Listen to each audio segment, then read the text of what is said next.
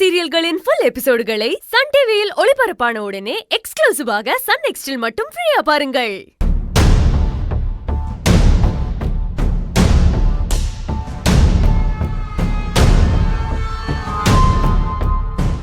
இப்படியே அமைதியா இருந்தா என்னங்க அர்த்தம்?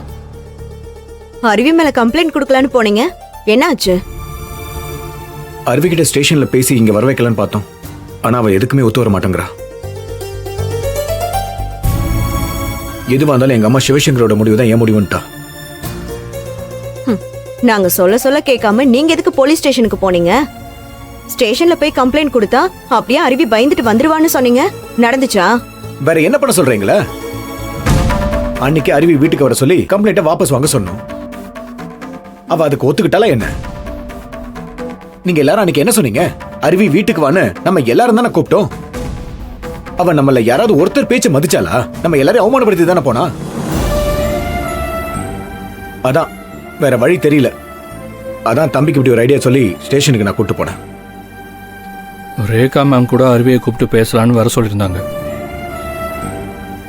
ஆனா அங்க அருவி தனியா வராம சிவசங்கரையும் கூட்டிட்டு வந்து நிக்கிறா. இதுக்கப்புறம் போன காரியம் வழங்குமா? அங்க போய் சண்டை போட்டதுதான் மிச்சம். நீங்க ஏன்டா இப்படி பண்றீங்க? திரும்ப அந்த அருவியை கூட்டிட்டு வந்து பேசி அவமானப்பட்டு இருக்கீங்க. அவ எக்கேடோ கெட்டு போட்டோன்னு விட்டு தள்ளாம எதுக்கு அவகிட்ட மறுபடியும் போய் பேசுறீங்க? என்னமா சொல்ற? அருவியக்காவை எப்படிமா விட முடியும்?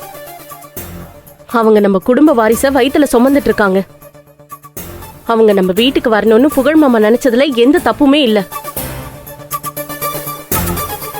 ஆனா அவங்க மேல கம்ப்ளைண்ட் கொடுக்கறேன்னு போனீங்கல்ல, அதுதான் தப்பு. என் தம்பி அவன் பொண்டாட்டிய நேரடியா போய் கூப்பிட்டோம், அவ வர முடியாதுன்னு சொல்லிருக்கா.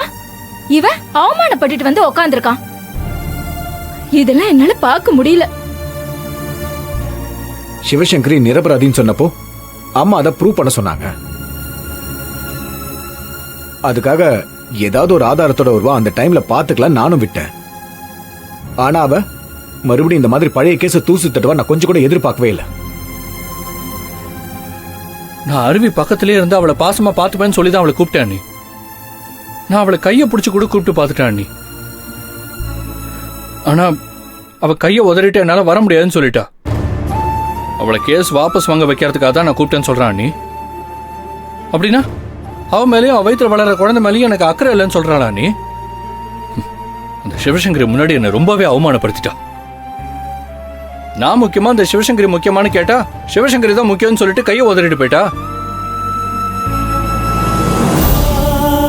புகழ் தம்பி, எதுக்காக இப்படி கண் கலங்குறீங்க? நீங்க என்னதான் கோவப்பட்டாலும் அருவி மேல பாசம் வச்சிருக்கீங்கன்னு எங்களுக்கு தெரியும் தம்பி.